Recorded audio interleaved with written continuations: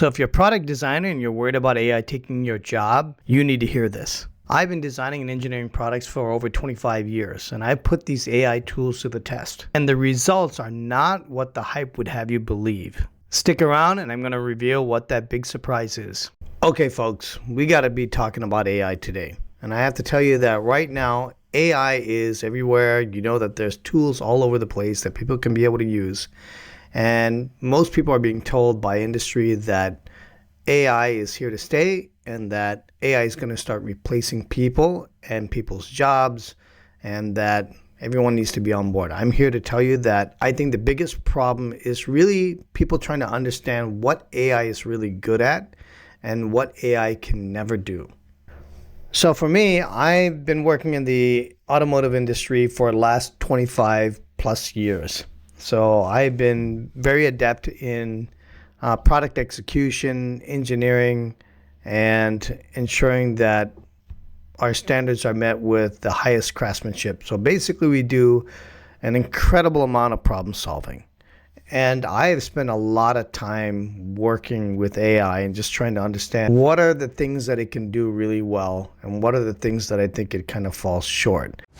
Let's ask the question, what is AI good at? So let's talk about what AI is really good at. AI is good at exploring options. If you know what you're talking about and you're skilled and you have that good 5 to 10 years of experience and you've kind of gone through the trenches and you understand what makes a good product and you understand that process, then you can basically formulate questions and ask AI to look at different explore different kind of options and ideas. The thing is to be able to generate references. Let's say you want to do some sort of a research and that research involves data and it involves real world data and factual evidence. If you're looking at putting a business case together and you want to explore some sort of options of a market or a product, and you want to look at creating a product in a particular niche or a field, AI would be excellent in being able to help you understand what the market size in that segment is by asking certain kind of questions and prompts. AI is also good at helping you with boring and repetitive tasks, things that you don't typically like to do or spend a lot of time. That could be from spreadsheets and organizing certain kinds of data information. It is very good at doing very mundane type of work. In short, AI is very good at presenting you with a ton of options. And sometimes that can be a deterrent too, because if you use ChatGPT or if you use Claude, sometimes the information is like overload, like too much information. They give you too many different options. And you have to read through all that stuff and it becomes really tedious and it's a real mess. That's also something that can end up wasting a lot of your time. Hey, before I forget, if you're getting a lot of value out of these videos, please consider subscribing because the next videos are going to go even deeper into these subjects. So make sure you subscribe so you get notified when the next video drops. Okay, so the next question is, where does AI fall short? Again, AI is very good at options, but it's not very good at making decisions for you.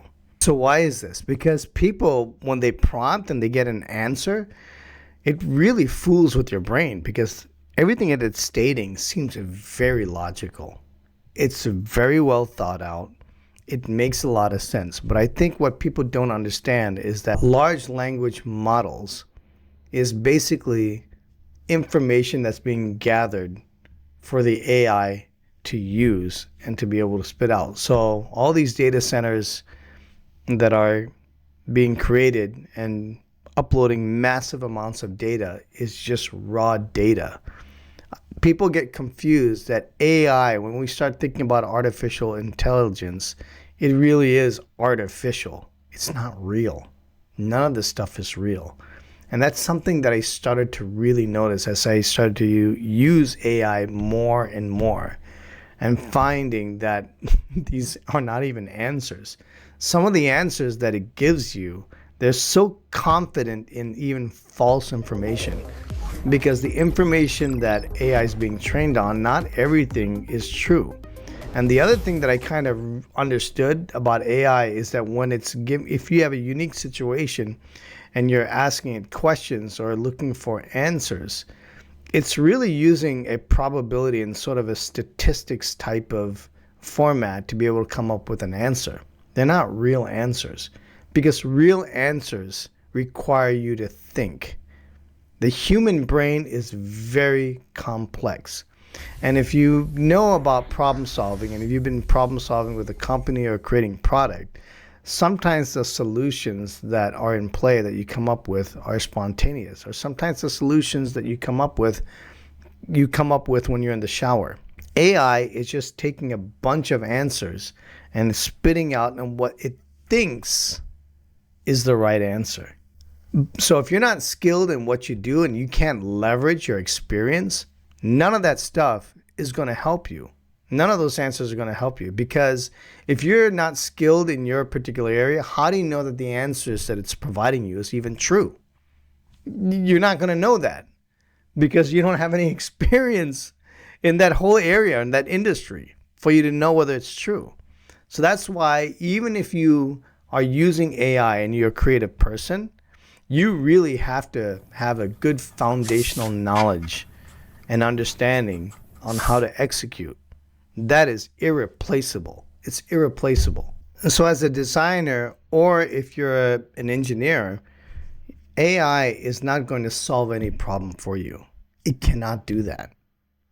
I've not been able to get it to do that. I can have it do some spreadsheets and stuff for me, but it's not going to solve my problems, especially not complex problems. Because design isn't just about making something, it's about thinking. You have to think.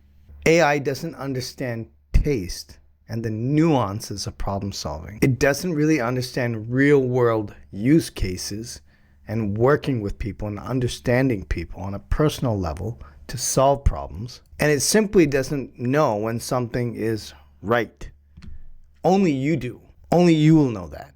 So at this stage, AI is just a partner. It's not a replacement. It's just a tool. So you have to use AI as a thinking partner, nothing else. It can't solve problems for you. It's not a replacement for the human brain. It's not even close. So you have to start with your own ideas first. Then you can use AI to kind of refine, ask questions, and test whether some of your assumptions are correct. I hope this made sense. I hope this removes a little bit of the fear that's out there for people. Just remember that at the end of the day, that if you are a problem solver, if you're an engineer or if you're a designer, really, it's all in here, folks. It's all how you execute and how you use these tools. So just bear in mind that tools keep evolving.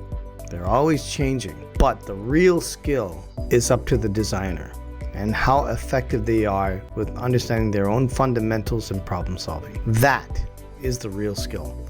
Hope you enjoyed this video, and we'll see you here next time on Driven to Draw. Thanks for watching.